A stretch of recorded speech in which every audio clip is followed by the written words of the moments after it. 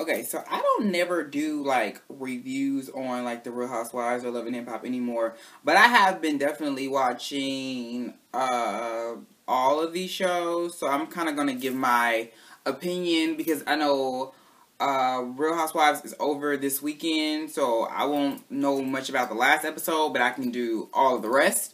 The Real Housewives of Atlanta this particular season, I would say, has been a good one. I got kind of turned off the show last season because the whole Kim and Nene drama I was over it. I just didn't care anymore. Like, it was so first season. So the thing that I don't understand as far as this situation goes with Kandi and her mom and Todd is the fact, I mean, obviously they got married, so obviously something had to give, and Mama Joyce was in attendance from my understanding.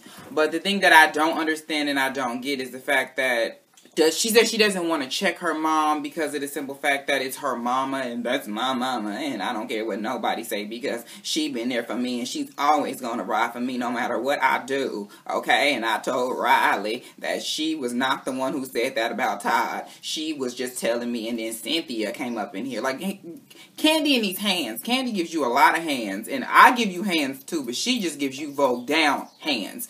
So, yeah, she don't know how to check her mom. And I know it's the thing to not be disrespectful and not be rude and all of that good stuff. But there is a moment where you do have to check your elder at points because they do forget that you ain't kids no more. You are adults and you need to treat me and act like I'm an adult. Like, yes. So, it makes it look like her mama just don't have no man or no friends. But did y'all notice that her her auntie and her mama, when she got into a Carmen, she was like, she would look like she was gonna hit Joyce. I ain't gonna let her hit on Joyce like that.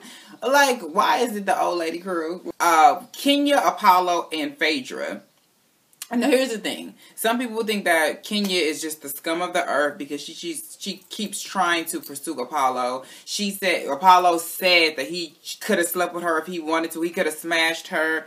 Phaedra should have smashed his ass dead in the face. Did you guys notice how Kenya said clear and like made it very clear? He said, if I wanted to sleep with you, I could have. She said, but I never offered you that. And then he turned around and said, but I could have. So people who got issues and problems and all this with Kenya, they're not really realizing what she said and he admitted to. She never offered him sex. That's what she said. I never said that we would ever do anything. But he's basically saying that if I asked you, could I smash? She probably would have said yes. However, she never came to him and said, yo, let's do this. That is what he said before. He said that she basically said, let me do this, that, and the other to you.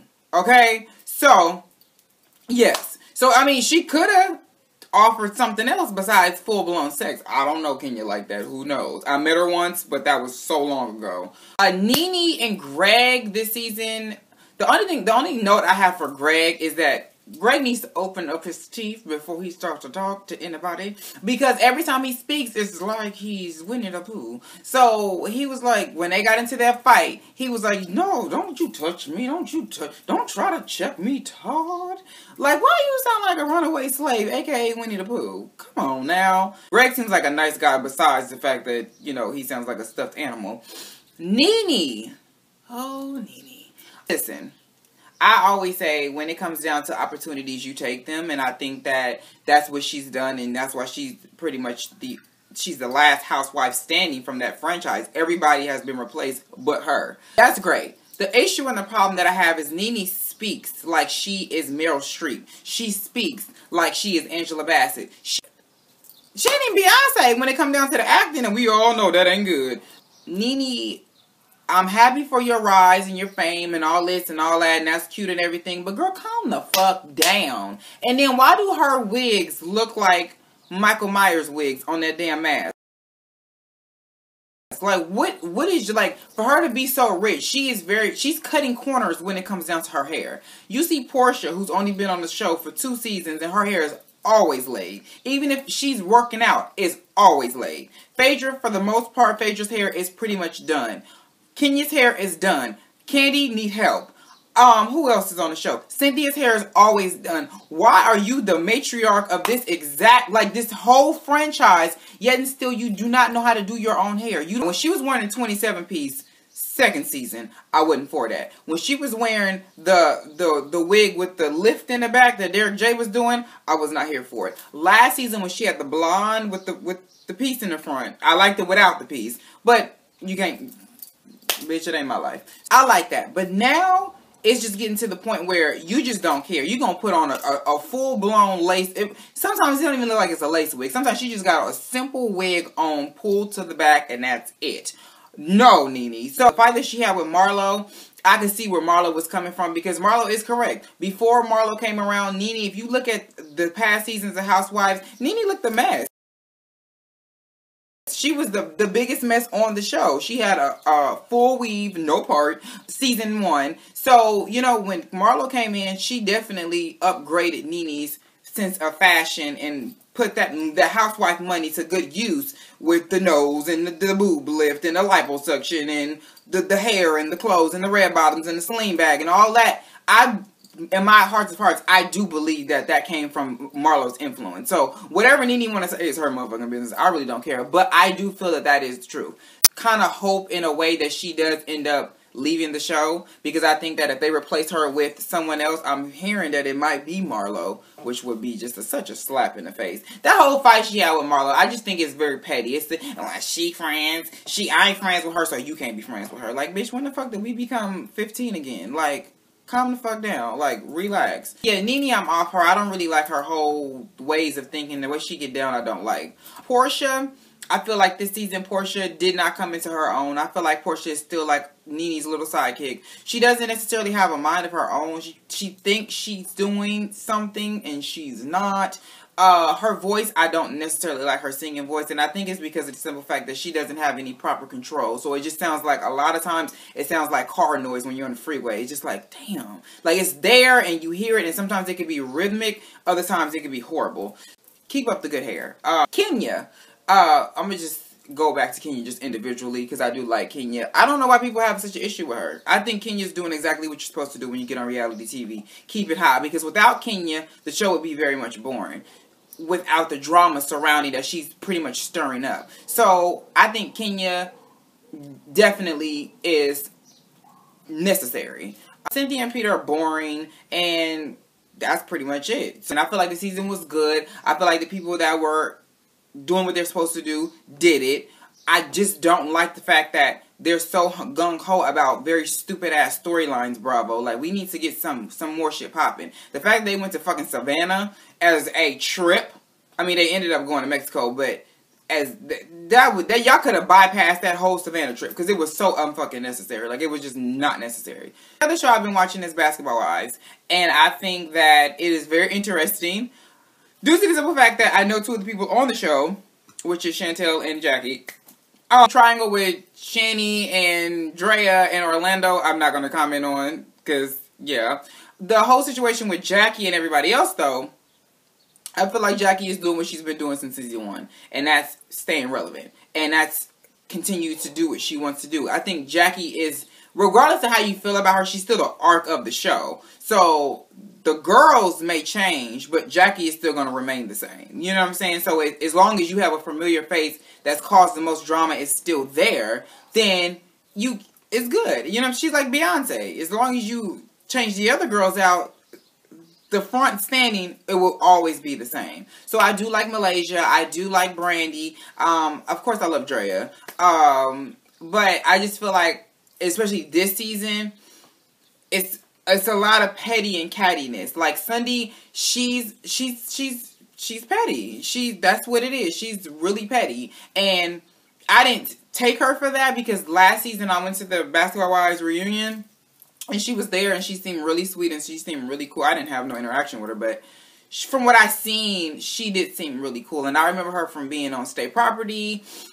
She's a okay actress. So, I mean, I really didn't see her being much of a drama starter like that, but it was very interesting. Because that black eye she got was, woo! She said somebody hit her hard. God damn! Just, whoo! Just, it's a lot. Like, you know, and she was like, ain't nobody gonna get in the pool. Ain't nobody gonna get in the pool. I'ma get in the pool. I was like, Cindy, your eye, girl, it's a problem. It's ugly. It's not cute. So, yeah, as far as Sunday goes, I just think that it's just she's messy. Brandy's cool. She kind of straddles the fence. I understand what she was saying to Dre about the whole friend thing. You don't always want to call people your friends that you are not that cool with yet, because people will, like she said, the people will burn you. I've been there. I know. British.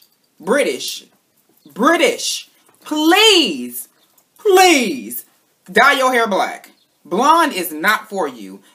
Your track was showing in one of your interviews. I'm talking to you directly, girl. One of your tracks was showing in your interview. That is a problem. As a hair guru, as a person who loves weaves and hairs and all this stuff, you get a huge F+ minus violation, because that is disrespectful. You don't come on national TV. And then to the producers over at VH1, y'all didn't even say, hey, yo, British, hair and makeup, can somebody come up in here and fix her track? Like, y'all just let this girl sit in the camera like this for...